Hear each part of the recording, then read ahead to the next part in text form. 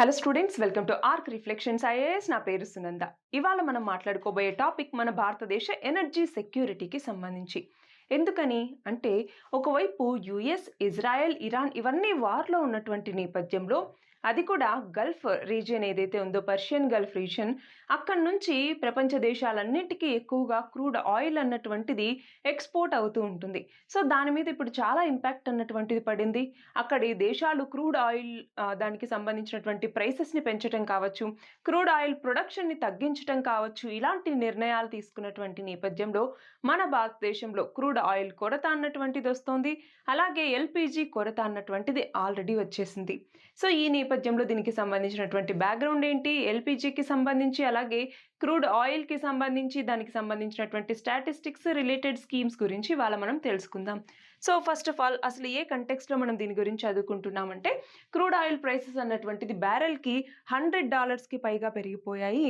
So దాంతో వీటి యొక్క రేట్ అన్నటువంటిది ఎక్కువ అవుతుందన్నమాట. సో ఏంటి, మనం ఎక్కువ పే చేయాల్సి వస్తుంది. అదొకటి. రెండవది, స్ట్రెయిట్ ఆఫ్ హార్ముజ్ దగ్గర ఏదైతే ఇప్పుడు ట్రేడ్ అన్నటువంటిది జరుగుతుందో, సప్లై చైన్ అన్నటువంటిది అది బాగా డిస్ట్రప్షన్ అన్నటువంటిది అక్కడొచ్చింది. సో దాంతో ఏమవుతుంది, ఈ క్రూడ్ ఆయిల్ యొక్క ఎక్స్‌పోర్ట్స్ అన్నటువంటివి కూడా భారీగా తగ్గిపోయాయి. సో దానివల్ల కూడా ఇంకా క్రూడ్ ఆయిల్ ప్రైసెస్ అన్నటువంటివి పెరుగుతూ ఉన్నాయి. అలాగే గవర్నమెంట్ అన్నటువంటిది ఏం చేసింది, ఇప్పుడు ఎసెన్షియల్ కమోడిటీస్ యాక్ట్ మన భారతదేశంలో ఏదైతే ఉందో, ఈ ఎసెన్షియల్ కమోడిటీస్ యాక్ట్‌లోని కొన్ని ప్రొవిజన్స్‌ని ఇప్పుడు తీసుకురావటం జరిగింది. దాని ద్వారా మన భారతదేశంలో ఈ పెట్రోలియం కొరత కావచ్చు, అలాగే ఎల్‌పీజీ కొరతను తీర్చేందుకు ఇది ఉపయోగపడుతోంది. మరి ఇక్కడ ఒక్కసారి చూడండి. రీజన్స్ ఏంటి ఇప్పుడు ఈ క్రూడ్ ఆయిల్ ప్రైస్‌కి? అంటే ఒకటి, అక్కడ ఏదైతే వార్ అన్నటువంటిది జరుగుతుందో, కాన్ఫ్లిక్ట్ అన్నటువంటిది జరుగుతుందో అదొకటి. అలాగే రెండవది, ట్యాంకర్ మూవ్‌మెంట్‌ని అక్కడ ఆపేయటం. అంటే స్ట్రెయిట్ ఆఫ్ హార్ముజ్ దగ్గర ఆపేయటం. మనకు తెలుసు స్ట్రెయిట్ ఆఫ్ హార్ముజ్ అన్నటువంటిది చాలా క్రిటికల్ చోక్ పాయింట్.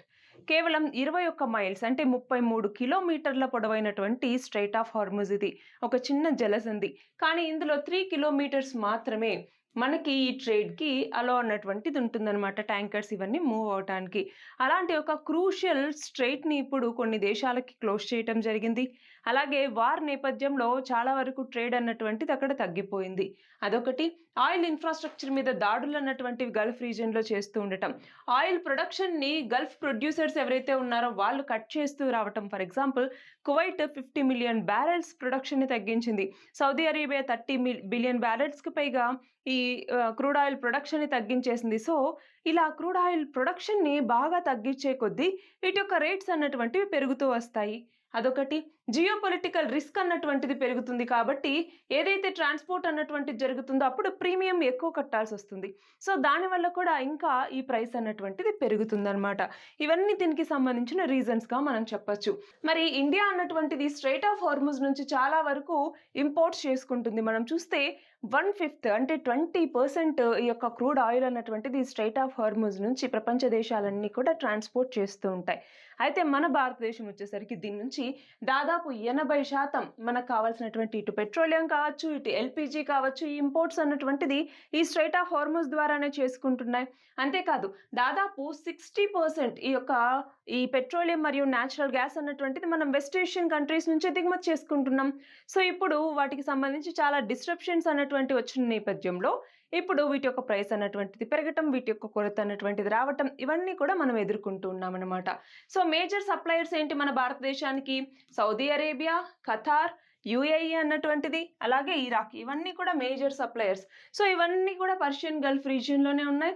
సో ఆ గల్ఫ్ రీజియన్‌లోనే ఇప్పుడు వార్ అన్నటువంటిది జరుగుతోంది. మరి ఇక్కడ ఒకసారి చూడండి. ఇంపాక్ట్ ఏంటి వెస్ట్ ఏషియా కాన్ఫ్లిక్ట్ వల్ల ఇండియా యొక్క ఎనర్జీ సెక్యూరిటీకి అన్నట్టుగా మనం చూస్తే, ఒకటి, సప్లై డిస్ట్రప్షన్స్ అన్నటువంటివి. రెండవదేంటి, క్రూడ్ ఆయిల్ ప్రైసెస్ అన్నటువంటివి పెరుగుతాయి. For example, $1 crude oil price అన్నటువంటిది పెరిగితే మనకి యాన్యువల్‌గా $2 బిలియన్ మన మీద భారం అన్నటువంటిది పడుతుంది. అలాగే ఫ్యూయల్ ప్రైసెస్ అన్నటువంటివి పెరిగే కొద్దీ అవి వివిధ రంగాల మీద వాటి యొక్క ఇంపాక్ట్ అన్నటువంటివి చూపిస్తాయి. సో దానివల్ల ఏమవుతుంది, మన భారతదేశంలో ఇన్ఫ్లేషన్ అన్నటువంటిది పెరుగుతుంది. అలాగే కరెంట్ అకౌంట్ డెఫిసిట్ అంటే ఏంటి? కరెంట్ అకౌంట్ డెఫిసిట్ అంటే గూడ్స్ అండ్ సర్వీసెస్‌కి సంబంధించి ఎక్స్‌పోర్ట్స్, ఇంపోర్ట్స్‌కి మధ్య ఉండేటటువంటి తేడా. సో ఆ కరెంట్ అకౌంట్ డెఫిసిట్ అన్నటువంటిది పెరుగుతుంది, ఇండియన్ రూపీ మీద మరింత ప్రెషర్ అన్నటువంటిది వస్తుంది. అలాగే ఎల్పిజి సిలిండర్స్కి సంబంధించి ఇప్పుడు కమర్షియల్ ఎస్టాబ్లిష్మెంట్స్ ఏవైతే ఉంటాయో, రెస్టారెంట్స్ కావచ్చు, హోటల్స్ కావచ్చు, ఇంకా ఇలాంటివి ఏవైతే ఉంటాయో వాటన్నిటి మీద చాలా ఇంపాక్ట్ అన్నటువంటిది పడుతుంది. మరి అయితే ఇప్పుడు ఎసెన్షియల్ కమోడిటీస్ యాక్ట్ కింద మనము కొన్ని చర్యలు తీసుకుంది గవర్నమెంట్ అన్నట్టుగా చెప్పుకున్నాం. ఏం చర్యలు తీసుకుంది, అసలు ఎసెన్షియల్ కమోడిటీస్ యాక్ట్ అంటే ఏంటి చూడండి. ఈ యాక్ట్ అన్నటువంటిది గవర్నమెంట్ ఎసెన్షియల్ కమోడిటీస్కి సంబంధించినటువంటి ప్రొడక్షన్, సప్లై మరియు డిస్ట్రిబ్యూషన్ మీద రెగ్యులేషన్స్ అన్నటువంటిది చేస్తుంది. దేనికి చేస్తుంది అంటే హోర్డింగ్ అంటే ఏంటి, బ్లాక్గా వాటిని అమ్ముకొని మనము ఇప్పుడు ఫర్ ఎగ్జాంపుల్ ఎల్పిజి సిలిండర్స్ కొరత ఇప్పుడు వస్తుంది అనుకుందాం. సో బ్లాక్లో ఈ ఎల్పిజి సిలిండర్స్ అమ్మే వాళ్ళ యొక్క సంఖ్య అన్నటువంటిది పెరిగిపోయింది. సో వాళ్ళు ఏం చేస్తారు, ఒక సైడ్ అన్ని పెట్టుకొని లేదు అనేసి పబ్లిక్కి చెప్పేసి వీళ్ళు బ్లాక్లో ఎక్కువ మనీకి అమ్ముకోవటం అనమాట. బ్లాక్ మార్కెటింగ్ అన్నటువంటిది జరుగుతోంది. అలాగే ఆర్టిఫిషియల్ ప్రైస్ రైజ్ అంటే ఏంటి, ఇప్పుడు ఈ బ్లాక్ మార్కెటింగ్ చేయటం ద్వారా ఇదిగో కొరత ఎక్కువ ఉంది, సో మీకు ఎక్కువ ఇప్పుడు ఎల్పిజి గ్యాస్ సిలిండర్ సప్లై చేయలేము, 1000 రూపాయలు ఇప్పుడు 1200 ఇస్తే మేము సప్లై చేస్తాం. సో ఆర్టిఫిషియల్గా ప్రైస్ని సెట్ చేయటం అనమాట, అలాంటివి జరుగుతూ ఉంటాయి. అలాగే కొన్ని ఎమర్జెన్సీ పవర్స్ని ఈ చట్టం కింద యూజ్ చేసి ఎల్పిజి ప్రొడక్షన్ని మ్యాక్సిమైజ్ చేయటం, వాటి యొక్క సప్లైని రెగ్యులేట్ చేయటం లాంటివి కూడా గవర్నమెంట్ అన్నటువంటిది చేస్తుంది.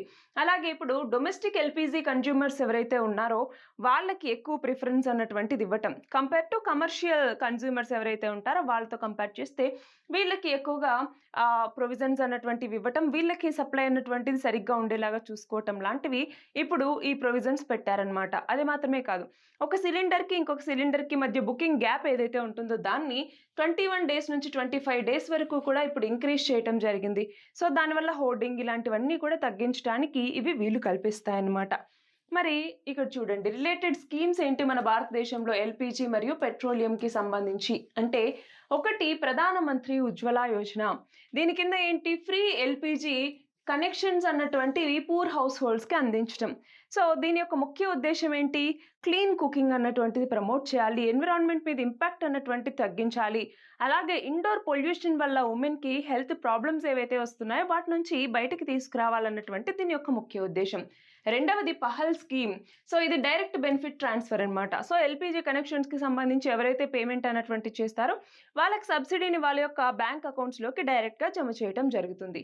అలాగే give it campaign, give it up campaign అంటే ఏంటి, ఎల్పిజి కన్జ్యూమర్స్ ఎవరైతే ఉంటారో వాళ్ళు మాకు అవసరం లేదు ఈ కనెక్షన్స్ అనుకున్నప్పుడు వాళ్ళంతట వాళ్ళు మాకు ఈ కనెక్షన్ అవసరం లేదు, ఎవరైనా పూర్ పీపుల్కి ఆ కనెక్షన్ ఇవ్వండి అన్నట్టుగా వాళ్ళు గివప్ చేయటాన్ని గివ్ ఇట్ అప్ క్యాంపైన్ అనేసి పిలుస్తారనమాట. అలాగే స్ట్రాటజిక్ పెట్రోలియం రిజర్వ్ ప్రోగ్రామ్ చాలా చాలా ఇంపార్టెంట్.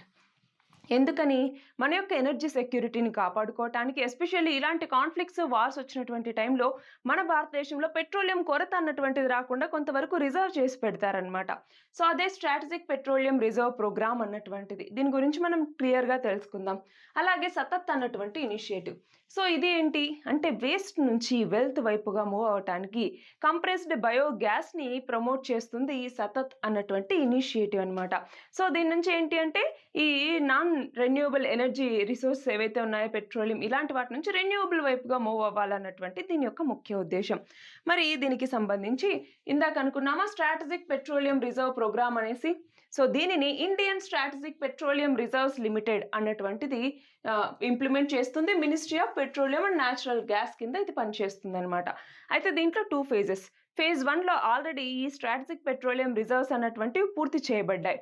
ఎక్కడెక్కడ అంటే చూడండి, విశాఖపట్నంలో 1, పాడూరులో 1, మంగళూరులో 1. సో వీటి ద్వారా 5.33 million tons of crude oil storage అన్నటువంటిది ఉందన్నమాట, వీటి యొక్క కెపాసిటీ అంతా. సో వీటి ద్వారా దాదాపు 9 నుంచి 10 రోజుల వరకు మన భారతదేశం అంతటా కూడా ఈ పెట్రోలియం అన్నటువంటిది ప్రొవైడ్ చేయవచ్చు. అయితే ఫేజ్ 2 అన్నటువంటిది కూడా తీసుకురావాలి అన్నట్టుగా దీనికి ప్రపోజ్ చేయటం జరిగింది. సో ఫేజ్ 2 ఎక్కడెక్కడ అంటే, పాడూరు ఏదైతే ఆల్రెడీ ఉందో దీంట్లో మళ్ళీ ఎక్స్పాన్షన్ అన్నటువంటిది చేయాలి అన్నట్టుగా, అలాగే ఇంకొకటి చాందికోల్ అన్నటువంటి ఈ ప్రాంతంలో. సో ఈ 2 ప్రాంతాల్లో మళ్ళీ ఫేజ్ 2లో ఈ స్ట్రాటజిక్ పెట్రోలియం రిజర్వ్స్ అన్నటువంటివి చేయటం ద్వారా మన భారతదేశంలో ఇంకొంచెం అడిషనల్ డేస్కి మనం పెట్రోలియం అన్నటువంటిది రిజర్వ్ చేసుకోవచ్చు. మరి ఇక్కడ చూడండి, ఈ స్ట్రాటజిక్ ఆయిల్ రిజర్వ్స్ ఎందుకు ఉండాలి అంటే ఇలాంటి డిస్ట్రప్షన్స్ వచ్చినప్పుడు, ఎమర్జెన్సీ టైమ్స్ వచ్చినప్పుడు మనకి కొంత అమౌంట్ అన్నటువంటిది ఈ పెట్రోల్ ఇలాంటి వాటిని రిజర్వ్ చేసుకోవటం అన్నటువంటిది చాలా అత్యవసరం. రెండవది ఇవి ఎనర్జీ సెక్యూరిటీ అన్నటువంటివి కాపాడుతాయి. మూడవది బఫర్‌గా పనిచేస్తాయి. ఏదైనా సడన్ స్పైక్స్ అన్నటువంటివి వచ్చినప్పుడు ఇలాంటి వాటి టైంలో ఈ బఫర్‌గా పనిచేయటానికి ఉపయోగపడతాయి. గవర్నమెంట్స్ డొమెస్టిక్ ఫ్యూయల్ సప్లై ఏదైతే జరుగుతూ ఉంటుందో దాన్ని స్టెబిలైజ్ చేయటానికి, సడన్ షార్టేజెస్ వస్తే వాటి మీద ప్రజల్లో పానిక్ అన్నటువంటిది ఏర్పడకుండా చూడటానికి ఇది ఎంతగానో అవసరమవుతుంది. అలాగే గ్లోబల్ ఇంపార్టెన్స్ అన్నటువంటి వీటికుంది. ఎందుకని? అంటే 1973లో ఆయిల్ క్రైసిస్ అన్నటువంటిది వచ్చింది. అప్పట్లో ఒపెక్ కంట్రీస్ ఏం చేశాయి, అరబ్ కంట్రీస్ అన్నటువంటివి ఏం చేశాయంటే ఇజ్రాయెల్‌కి ఎవరైతే సపోర్ట్ చేస్తున్నటువంటి కంట్రీస్ ఉన్నాయో వాటి మీద రెస్ట్రిక్షన్స్ పెట్టడం జరిగింది. దాంతో ప్రపంచవ్యాప్తంగా కూడా ఒక ఆయిల్ క్రైసిస్ అన్నటువంటిది వచ్చేసిందనమాట. సో అలాంటివి రిపీట్ అవ్వకుండా ఉండటానికి ఈ స్ట్రాటజిక్ పెట్రోలియం రిజర్వ్స్ అన్నటువంటివి మనకి ఎంతగానో అవసరమవుతాయి. మరి ఎల్‌పీజీ అన్నాం. ఏంటి ఎల్‌పీజీ అంటే లిక్విఫైడ్ పెట్రోలియం గ్యాస్ అనేసి మనం పిలుస్తూ ఉంటాం. ఇందులోకి వచ్చేసరికి హైడ్రోకార్బన్ కాంపోనెంట్స్ అన్నటువంటి ఉంటాయి. ఎస్పెషల్లీ మనం చూస్తే ప్రొపేన్, బ్యూటేన్ ఇవి దీంట్లో ఉన్నటువంటి మేజర్ కాంపోనెంట్స్ అన్నమాట. సో ఇది కలర్లెస్ మరియు ఓడోర్లెస్. అంటే కలర్ అన్నటువంటిది ఉండదు, వాసన అన్నటువంటిది ఉండదు. కానీ హై కెలోరిఫిక్ వాల్యూ అన్నటువంటిది ఉంటుంది. ఏంటి high calorific value? Calorific value అంటే ఏంటి? ఏదైనా ఒక వస్తువు అన్నటువంటిది బర్న్ అయినప్పుడు, కంప్లీట్‌గా బర్న్ అయినప్పుడు ఎంత ఎనర్జీ అన్నటువంటిది అది ప్రొడ్యూస్ చేస్తుంది అన్నట్టుగా. సో హై కెలోరిఫిక్ వాల్యూ ఉంది అంటే పూర్తిగా బర్న్ అయినప్పుడు ఎక్కువ ఎనర్జీని అది ప్రొడ్యూస్ చేస్తుంది అనేసి. అదే లో కెలోరిఫిక్ వాల్యూ గనక ఉంటే అది తక్కువ ఎనర్జీని ప్రొడ్యూస్ చేస్తుంది అనేసి మనం చెప్పొచ్చు. సో దీనికి ఇక్కడ హై కెలోరిఫిక్ వాల్యూ అన్నటువంటిది ఉంది. సో క్లీన్‌గా ఇది బర్న్ అవుతుంది కూడా. సో డొమెస్టిక్ కుకింగ్‌కి కావచ్చు, ఫ్యూయల్స్‌కి సంబంధించి కావచ్చు, అలాగే ఆటోమోటివ్ ఫ్యూయల్స్‌కి సంబంధించి కావచ్చు, వీటన్నింటిలోనూ కూడా ఈ ఎల్‌పీజీని వాడుతూ ఉంటారు. అయితే మన భారతదేశంలో కూడా వివిధ రంగాల్లో ఎస్పెషల్లీ మనం చూస్తే ఈ కుకింగ్‌కి సంబంధించి రెస్టారెంట్స్‌లో ఎక్కువ వాడుతూ ఉంటారు. అలాగే మనకి ఈ మ్యానుఫ్యాక్చరింగ్‌లో ఎక్కువ వాడుతూ ఉంటారు. క్రాకరీకి సంబంధించి ఎక్కువగా వీటి యొక్క అవసరం అన్నటువంటిది ఉంటుంది. సో ఇలా మన భారతదేశంలో కూడా ఇటు ఒకవైపు మనం చూసుకుంటే ఎల్‌పీజీకి సంబంధించి ఇటు ఓన్లీ వంటకి మాత్రమే కాదు, మనకి ఇటు ఇండస్ట్రియల్ పర్పస్‌కి కూడా ఎక్కువగా యూజ్ చేస్తూ ఉంటారనమాట. సో ఒకసారి కెమికల్ కంపోజిషన్ చూస్తే ఇందులో ప్రొపేన్ అన్నటువంటిది, అలాగే బ్యూటేన్ ఇవి 2 మేజర్. ఎస్పెషల్లీ బ్యూటేన్ అన్నటువంటిది ఫస్ట్ మేజర్, దాని తర్వాత ప్రొపేన్. కొంత క్వాంటిటీలో పెంటేన్ ఇలాంటివి కూడా ఉంటాయన్నమాట. మరి ఒకసారి ఇక్కడ చూడండి. మరి ఇప్పుడు ఇలాంటి కొరత అన్నటువంటిది వస్తుంది. సో ఆల్రెడీ మన దగ్గర కొంత స్ట్రాటజిక్ పెట్రోలియం రిజర్వ్స్ అనేవి ఉన్నాయి. బట్ అవి సరిపోతాయా? ఇంత మన పాపులేషన్ ఉన్నటువంటి మన దేశంలో ఇలాంటి ఒక కొరత అన్నటువంటిది ఏర్పడితే, దట్టు ఇప్పుడు మనం గమనిస్తూ ఉన్నాం. ఈ యొక్క స్ట్రెయిట్ ఆఫ్ హార్ముజ్ నుంచే 80% ఈ మన పెట్రోలియం మరియు ఎల్‌పీజీ అన్నటువంటిది మనకి సప్లై అవుతూ ఉంది. సో అలా ఒక్క ప్రాంతం మీద మనం డిపెండ్ అవ్వకుండా మనం దాన్ని డైవర్సిఫై చేసుకోవాల్సినటువంటి అవసరం అన్నటువంటిది ఉంది. వెస్ట్ ఏషియా మీదే పూర్తిగా డిపెండ్ అవ్వటం కరెక్ట్ కాదు. అలాగే మన స్ట్రాటజిక్ పెట్రోలియం రిజర్వ్స్‌ని మనం ఎక్స్‌పాండ్ చేసుకుంటూ రావాలి. రెన్యూబుల్ ఎనర్జీ, ఈవీ అడాప్షన్ వైపుగా మూవ్ అవ్వాలి. అలాగే మన మ్యారిటైమ్ సెక్యూరిటీని మనం కాపాడుకుంటూ రావాలి. లాంగ్ టర్మ్ ఎనర్జీ ట్రాన్సిషన్ వైపుగా మనం మూవ్ అవ్వాలి. So non renewable energy resources నుంచి రెన్యూబుల్ ఎనర్జీ వైపుగా మూవ్ అవ్వటం అన్నటువంటిది దీనికి సంబంధించి మనం చాలా ప్రధాన కర్తవ్యంగా భావించొచ్చు. సో ఇది ఇవాల్టి మన article. All the very best and thank you very much.